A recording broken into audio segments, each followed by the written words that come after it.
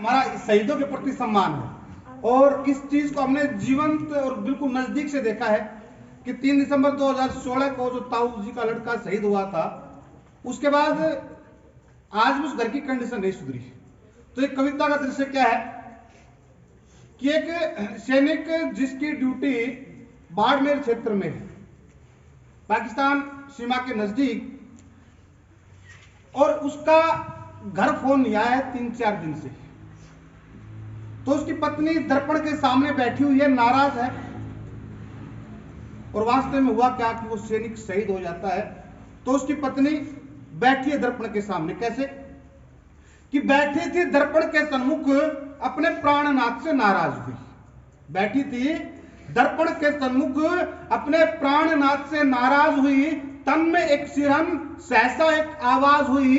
घर के एक सदस्य ने धीरे से कान में कहा कि प्राणनाथ तेरा नहीं रहा।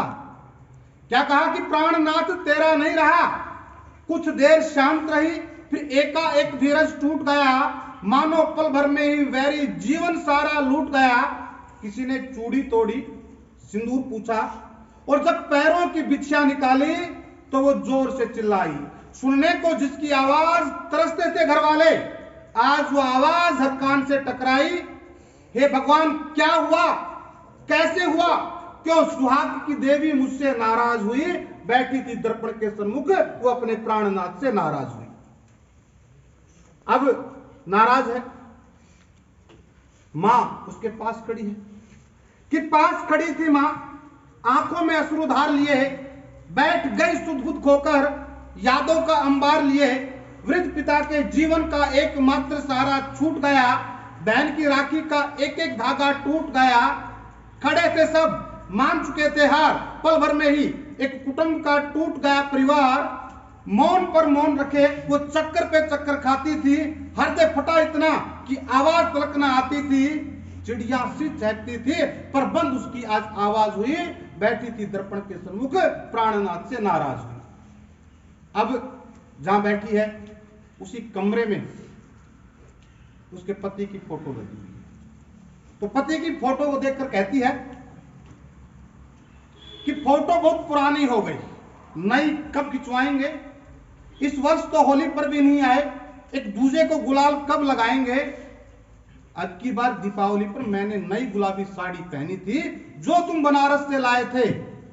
सभी ने प्रशंसा की मगर मुझे किसी की प्रशंसा अच्छी नहीं लगती जब तक तुम नहीं कहते मैं खुद को सुंदर नहीं लगती। और करवा चौथ का व्रत आया, सबकी छलने में चांद जगमगाया, लेकिन मेरा चांद फिर भी नजर नहीं आया। मुझे पता है कि तुम बाड़मेर में 50 डिग्री सेल्सियस तापमान पर झुलस रहे हो, आने को तो तुम भी यहां तरस रहे हो। अब जब आप सोचते भी जब आप वहां इस प्रकार से हो 50 डिग्री में, तो कहते ये सोचकर मैंने ठंडी हवाओं से दुश्मनी कर ली है, कोई झोंका बदन को न छू जाए, इसलिए मैंने सारी खिड़कियां बंद कर ली हैं। अब कहीं से हवा नहीं आती। सुन रहे हो मेरे प्रियतम, मेरे साथी, दुनिया में कौन चाहेगा किसी की दूसरी मोहब्बत बनना। दुनिया में कौन चाहेगा किसी की दूसरी मोहब्बत बनना, लेकिन मैं बड़े शौक से वो भी बन गई। जानती थी कि फौजी की जिंदगी में जो भी आएगा उसका दूसरा प्यार ही कहलाएगा। पहला वादा तो वो देश की मिट्टी से ही निभाएगा। कहां गए तुम्हारे वादे, 7 जन्मों तक साथ रहेंगे, क्या इतने ही कमजोर थे तुम्हारे इरादे। कहां गए तुम्हारे वादे, 7 जन्मों तक साथ रहेंगे, क्या इतने ही कमजोर थे तुम्हारे इरादे। सुनो प्रियतम अब और न सताओ, सुनो प्रियतम अब और न सताओ। जिस आवाज के लिए मेरे कान तरस रहे हैं वो आवाज बनकर ही आ जाओ। जिस आहट के लिए मैं रोज तरसती हूं वो आहट बनकर आ जाओ।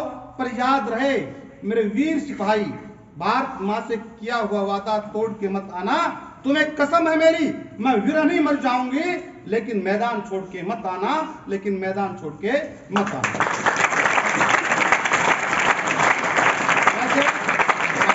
कविता पूरी नहीं हुई है, वो अपने होश से आती है ना तो फिर बोलती है कुछ, ये फिर कभी पूरी होगी तो फिर कभी सुना देंगे।